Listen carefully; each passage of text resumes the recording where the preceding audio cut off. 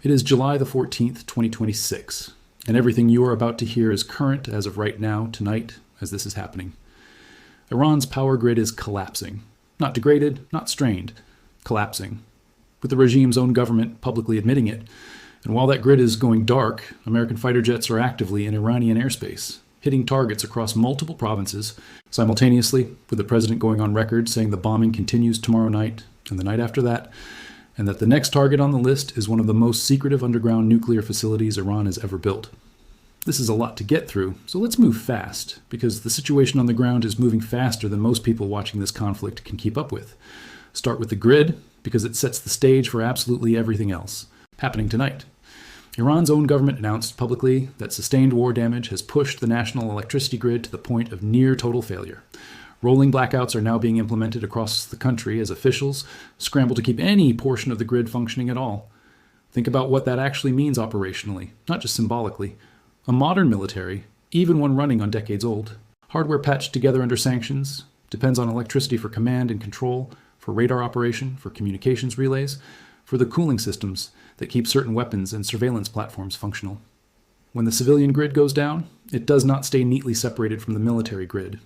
In a country where dual-use infrastructure has been the norm for years, specifically to make targeting more complicated for an adversary, a collapsing power grid is not just a humanitarian crisis unfolding in real time.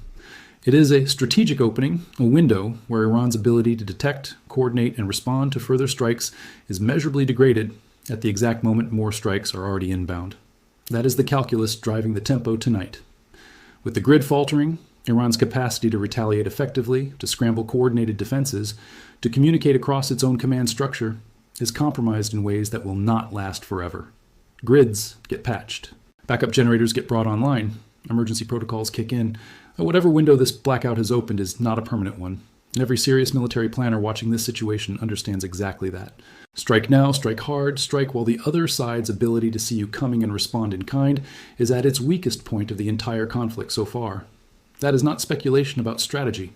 That is the observable pattern in exactly how tonight's strikes have been sequenced.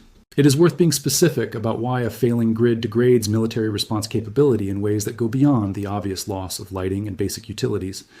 Integrated air defense networks depend on continuous power to keep radar arrays spinning, to keep the data links between individual batteries and central command synchronized, and to keep the computing systems that calculate intercept solutions running without interruption. A radar station running on backup generator power for an extended stretch is not operating at full capacity, and a network of radar stations, each running on inconsistent backup power, some online, some down, some flickering in and out, stops functioning as a coherent integrated system and starts functioning as a series of isolated, degraded nodes. That is a fundamentally different defensive posture than the one Iran was operating with even a week ago, and it is exactly the kind of degraded posture that makes tonight's multi-province strike pattern possible to execute with the intensity we are currently watching unfold. Multiple eyewitnesses inside Iran are reporting fighter jets actively swarming the skies over Tehran itself. In at least two separate instances tonight, aircraft appear to have broken the sound barrier, producing sonic booms audible across large sections of the capital. Sonic booms over capital city are not an accident, and they are not incidental to a bombing run. They are a message deliberately delivered, timed specifically to be heard by as many people as possible in the heart of the regime's own seat of power. You do not accidentally break the sound barrier over the capital of a country you are actively bombing. You do it because you want every single person in that city, from senior IRGC commanders down to ordinary residents, to understand in the most visceral way possible that the sky above them no longer belongs to their own Air Force. At nearly the same moment, U.S. Navy, Air Force, and Air National Guard assets launched a coordinated new wave of strikes, hitting targets across Kerman, Sistan, and Baluchistan, and Bushehr provinces simultaneously. 4 confirmed missile strikes landed with enough force to violently shake doors and windows across the affected areas, based on resident accounts coming out of the region tonight. Additional blasts have been reported in Kerman, Shahr-e-Babak, and areas around Iran-Shahr. Minutes later, residents in Chabahar reported hearing a fresh series of explosions and detonations concentrated in the Konarak area. At nearly the same time, Bandar Abbas reported massive explosions of its own, even as Iranian state media publicly continues denying that anything significant is happening there at all. Read that contradiction carefully, because it matters. Multiple independent reports of explosions across multiple provinces, landing within minutes of each other, while the regime's own state broadcaster insists nothing is happening.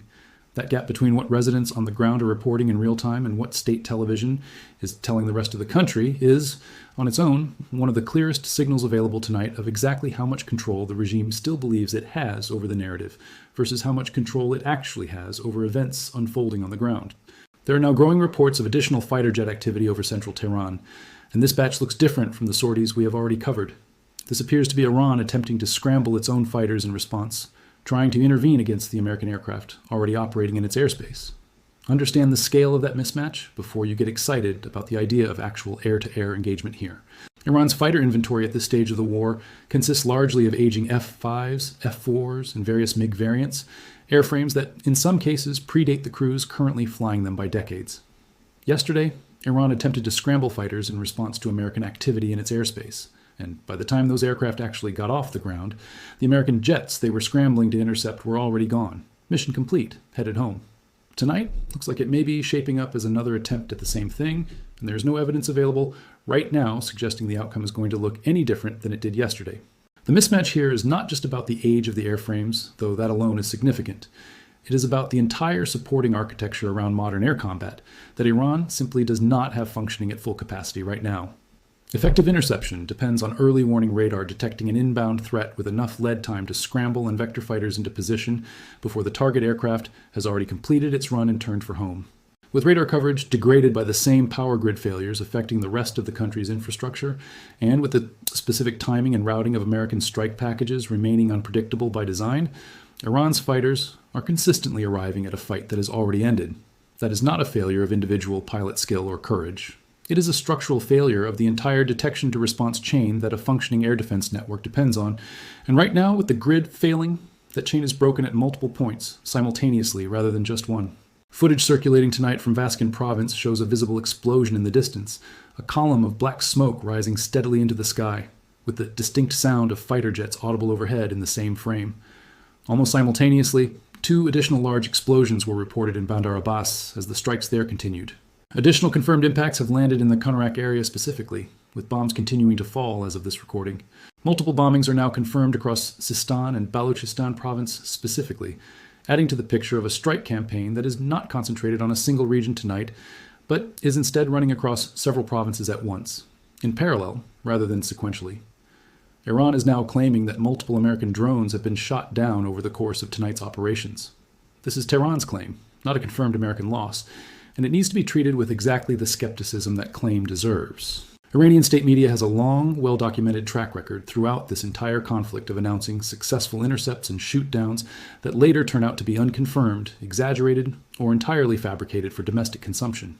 That does not mean every claim coming out of Tehran is automatically false, but it does mean any serious assessment of tonight's events treats Iranian battle damage claims as exactly what they are. Unverified statements from a government with every incentive in the world to make its own performance in this fight look better than the available evidence actually supports. There is a pattern worth naming in exactly why these claims tend to surface at moments like this one. A government facing a collapsing power grid, multiple simultaneous strike zones, and a population that can hear and feel explosions its own state broadcaster is denying, has a very specific incentive to produce a counter-narrative that gives its own citizens and its own military rank and file something to hold on to. An announced drone shoot-down, true or not, is a story that can be repeated on state television, printed in state-aligned newspapers, and cited by officials trying to project competence at the exact moment competence is visibly in short supply. Whether or not any drone was actually lost tonight, the timing and framing of the claim tells you as much about the domestic political pressure Iran's leadership is currently managing as it does about anything that may or may not have actually happened in the sky. Here's the piece of news that sets the stage for everything still to come tonight. The President of the United States has formally notified Congress of the resumption of full military operations against Iran, fulfilling the reporting obligations required under the War Powers Resolution of 1973. That notification specifically ties the renewed strikes and the reinstated naval blockade of Iranian ports to Iran's continued attacks on commercial shipping in the Strait of Hormuz and its continued targeting of American interests and regional partners. In plain terms, this is not a continuation of an existing authorization quietly rolling forward in the background. This is a formal on-the-record declaration to Congress that the war, which had shown signs of settling into a lower intensity phase, is now fully back on, with the tempo we are watching unfold across multiple provinces tonight. On the naval side, specifically, CENTCOM has issued an official notice confirming the resumption of the blockade against Iranian ports, instructing mariners in the region to watch for formal notices, while CENTCOM continues supporting the broader flow of international shipping traffic through the wider region. The specific timeline that has been announced puts the blockade formally in effect starting at 4 o'clock Eastern Time tomorrow, at which point all ships entering or exiting Iranian ports will be officially barred from doing so. Not restricted, not slowed down by inspection delays, officially blockaded, full stop, in both directions. The president addressed the pace of what is coming next directly in a radio interview earlier today, stating plainly that American forces are going to hit Iran very hard tonight and hit them hard again tomorrow, and that there is, in his own words, not a damn thing Iran can do about it. That is about as unambiguous a public statement of intent as you are going to get from a sitting commander-in-chief in the middle of an active conflict. And as of this recording, the strikes already underway across multiple Iranian provinces are the opening confirmation that the statement was not just rhetoric for a radio audience. In that same set of public remarks, the president named the next major target explicitly, an underground facility referred to as Pickaxe Mountain, positioned near Natanz, one of Iran's most secretive nuclear sites. "Let the Iranians know we are coming," the president said, "and there is not a damn thing they can do about it." For anyone unfamiliar with the significance of that specific location, this is not a minor facility. It is a deeply buried underground complex believed to house centrifuge arrays and stockpiles of highly enriched uranium, constructed specifically deep enough into the mountain to survive the kind of conventional airstrikes that have leveled surface-level Iranian infrastructure throughout this entire war. Naming that target publicly, by name, before a single bomb is confirmed to have dropped on it, is itself a significant escalation in tone. This is not a leaked intelligence assessment or an anonymous defense official speaking off the record. This is the President of the United States on a public radio program, naming Iran's most sensitive underground nuclear site as the next confirmed target in real time, while the rest of tonight's strikes are still actively unfolding across the country. There is a separate front worth understanding tonight as well, because this war is no longer contained to a single theater. Earlier today, Saudi Arabia struck an airport in Yemen specifically to prevent a Houthi and Iranian delegation from landing there. In response, reports emerged of a bombing at an airport inside Saudi Arabia itself. The Houthi movement has since released a formal statement claiming credit for that strike on Saudi soil, and has explicitly vowed to expand its targeting of Saudi airports for as long as the underlying air traffic dispute between the Houthis, the Saudi government, and the internationally recognized government based in Aden continues. The Houthis, of course, are backed by Iran. Saudi Arabia is one of America's closest regional allies. That means this conflict now has an active second front, running in parallel to the main campaign inside Iranian territory, one where Iran's own proxy network is now trading direct strikes with a close American ally at the exact same moment American forces are hammering Iran's own infrastructure from the air. On top of all of that, American military aircraft are currently operating over the skies of Iraq tonight as well, most likely conducting counter-drone operations aimed at intercepting any Iranian drones attempting to move toward American positions stationed inside Iraqi territory. That is a third simultaneous front, layered on top of the strikes inside Iran, and the exchange of fire between the Houthis and Saudi Arabia, all happening within the same rolling window of hours tonight. Step back and look at what all of that adds up to, because the individual pieces only tell part of the story. Iran's power grid is collapsing under the weight of sustained war damage, publicly confirmed by the regime's own government. American fighter jets are actively operating over Tehran itself, producing sonic booms specifically calibrated to be heard across the capital. Coordinated strikes are landing simultaneously across at least 3 separate provinces, with explosions confirmed by multiple independent eyewitness accounts, even as state media denies parts of what is happening. Iran's own air force is attempting to scramble in response and, based on yesterday's pattern, arriving too late to matter. The president has formally notified Congress that the war has resumed at full intensity, tied directly to Iran's continued attacks on shipping and regional partners. A full naval blockade of Iranian ports goes into official effect tomorrow afternoon. The president has publicly named Iran's most sensitive underground nuclear facility as the next confirmed target, and on 2 additional fronts, in Yemen against Saudi Arabia and in Iraqi airspace against Iranian drone activity, this conflict is actively expanding rather than narrowing. That is not a single storyline. That is a war on at least 4 simultaneous fronts, all accelerating at the same moment Iran's own domestic infrastructure is failing in ways the regime itself cannot hide or spin away. Read that combination carefully, because it is the entire reason tonight feels different from previous nights of this conflict. This is not one more round of tit-for-tat escalation. This is a coordinated, multi-province, multi-front campaign launched specifically to take advantage of a moment when Iran's own capacity to see, coordinate, and respond has been measurably weakened by the collapse of its own power grid. And let's talk about why the timing here is not a coincidence, because understanding the sequencing tells you almost everything about how this next phase of the war is likely to unfold. A national power grid failure of the scale being reported does not happen instantly. It is the cumulative result of sustained strikes on generation capacity, transmission infrastructure, and the repair and maintenance systems that would normally keep a grid this size functioning even under significant stress. Reaching the point where a government is forced to publicly announce rolling blackouts means that cumulative damage has finally crossed a threshold the regime can no longer paper over or repair fast enough to keep pace with. Once that threshold is crossed, every additional hour that passes without emergency stabilization compounds the problem further, because hospitals, water treatment facilities, communications infrastructure, and military command systems are all drawing from the same increasingly fragile grid at the same time. That is precisely why tonight's strike tempo has accelerated rather than paused. Waiting even a single additional night would give Iranian engineers more time to stabilize whatever portion of the grid can still be salvaged, and every hour of that stabilization effort is an hour Iran's broader defense and command apparatus gets a little more functional again. There is also a psychological dimension to this timing that deserves real attention, separate from the pure military logic. A population sitting in the dark, watching its own government publicly admit the power grid is failing, while simultaneously hearing sonic booms rattle windows across the capital, is a population absorbing an unmistakable message about the direction this war is heading, regardless of what state television is telling them. Regimes that lose control of basic infrastructure in full public view lose something else alongside it, the sense among their own population that the situation is under control at all. That erosion does not show up instantly in polling data or defection numbers. It shows up gradually in the willingness of officials at every level of a bureaucracy to keep executing orders from a leadership that visibly cannot keep the lights on in its own capital. Now, let's talk about what a strike on Pickaxe Mountain specifically would mean if and when it actually happens, because naming that target publicly tonight was not incidental. Facilities built this deep into mountainous terrain are specifically engineered to survive exactly the kind of conventional airstrikes that have already flattened dozens of above-ground Iranian military sites throughout this war.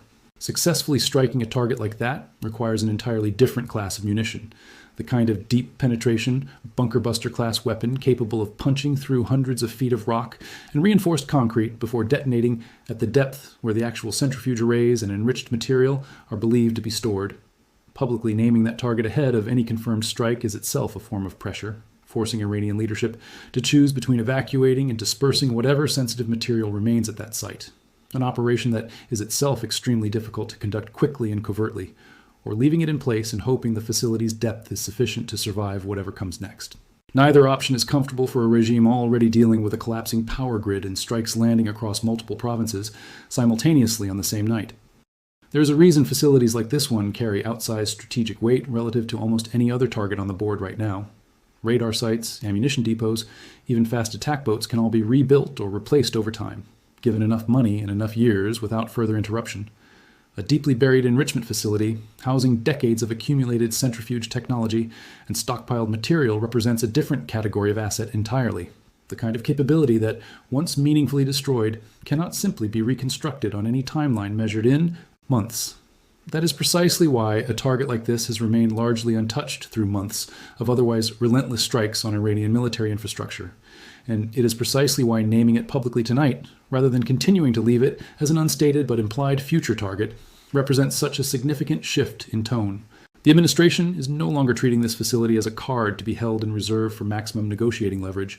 It is treating it as the next confirmed objective, spoken about in exactly the same matter-of-fact tone used to describe strikes that have already happened. Consider also what the reinstated naval blockade adds to this picture, layered on top of everything happening in the air. A formal blockade, taking effect tomorrow afternoon, means that whatever limited revenue Iran has still been generating through its ports, and whatever supplies it has still been able to import through them, gets cut off entirely starting at a specific, publicly announced hour.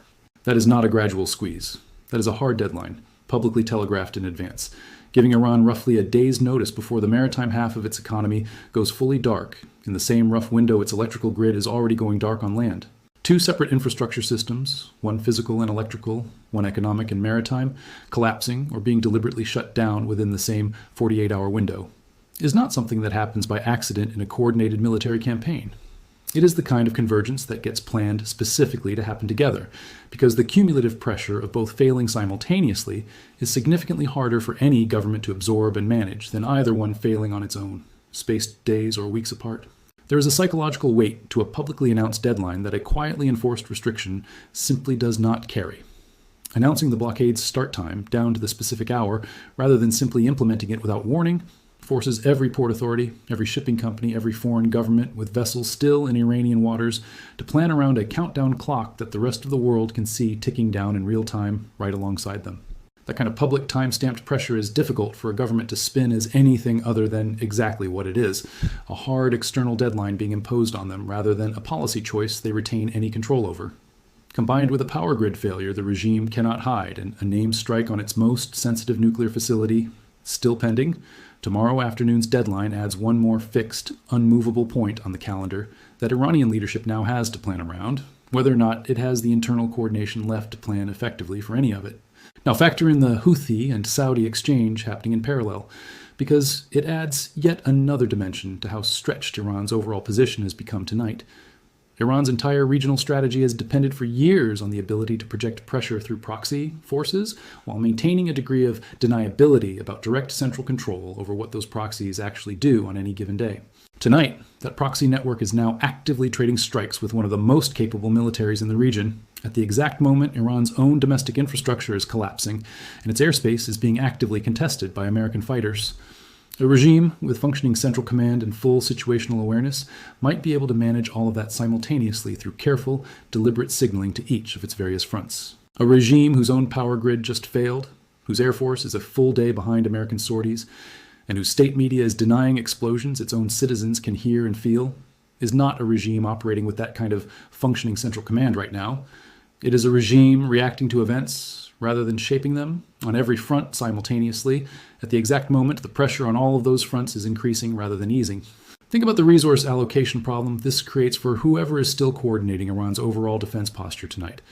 Every hour spent managing the fallout from the Houthi-Saudi exchange is an hour not spent coordinating a domestic air defense response to the strikes hitting 3 provinces simultaneously.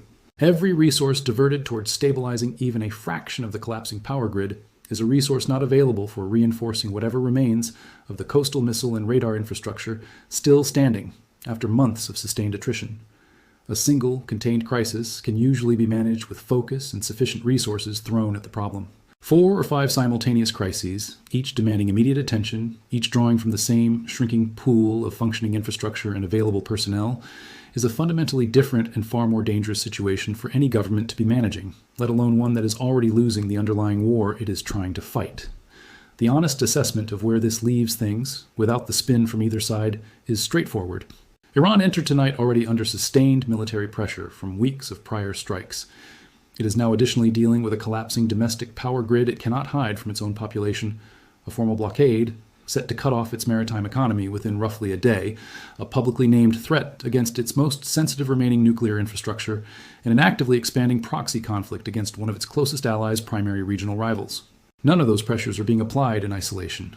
All of them are converging within the same rolling window of hours, and that convergence is precisely why tonight reads as a genuine inflection point, rather than simply another entry in an already long list of strikes carried out over the preceding months of this conflict. What happens over the next 24 to 48 hours will likely be shaped by 3 things worth watching closely. First, whether Iran's power grid stabilizes even partially, restoring some measure of coordinated defense and command capability, or whether it continues degrading further under the weight of both existing damage and any additional strikes still to come. Second, whether the blockade taking effect tomorrow afternoon holds cleanly or produces the kind of contested maritime incident that has repeatedly escalated tensions in the Strait throughout this entire war. And third, whether Pickaxe Mountain specifically gets struck in the coming days, and if it does, whether Iran had sufficient warning and capability to disperse the sensitive material believed to be stored there before any strike actually lands. There's a structural risk worth naming directly here as well, the same kind of risk that tends to define moments exactly like this one. A regime under this much simultaneous pressure on this many fronts, with its own domestic infrastructure visibly failing in front of its population, does not always respond by seeking off-ramps. Sometimes it responds by lashing out in ways that are harder to predict precisely because the normal decision-making channels that would otherwise counsel restraint are themselves degraded, distracted, or fighting for control over a narrative that keeps slipping further from their grasp with every passing hour. That is the scenario worth watching most closely over the next 2 days. Not because it is the most likely outcome, but because it is the one with the highest consequences if it materializes. And because everything observable about tonight's convergence of pressure points, the grid, the blockade, the named nuclear target, the expanding proxy conflict, describes exactly the kind of environment where that scenario becomes more possible rather than less. It is worth being clear about what that risk does and does not mean in practical terms. It does not mean a wider, uncontrolled regional war is now the most probable outcome starting tomorrow. Most historical examples of regimes under this kind of simultaneous, compounding pressure eventually seek some form of accommodation once the cost of continued resistance becomes visibly unsustainable, and Iran's leadership, however fractured it currently appears, has generally shown a survival instinct that has kept the regime intact through decades of far less favorable circumstances than a single difficult week. What the risk does mean is that the margin for error has narrowed considerably. A miscommunication between an isolated Houthi commander and Iranian Central Command, a fighter jet response that goes further than intended, a grid failure that takes out a facility nobody was specifically targeting, but that happens to house something sensitive. Any one of those relatively small, plausible events could compound on top of everything already unfolding tonight in ways that are considerably harder to walk back than they would have been even a week ago, before this many separate pressure points converged into the same 48-hour window. Tonight, the picture is this: a power grid failing in real time, publicly admitted by the government that runs it, sonic booms over the capital, explosions. Confirmed across at least 3 provinces within minutes of each other. A blockade, with a publicly announced deadline less than a day away. A named target sitting deep inside a mountain, one of the most sensitive facilities Iran has left, and a second front already active against one of America's closest regional allies. Whatever happens over the coming hours and days, tonight is the moment multiple separate pressure campaigns that had been running on parallel tracks for months finally converged into a single, accelerating window, and there is no indication right now, from any side involved, that the tempo is slowing down anytime soon.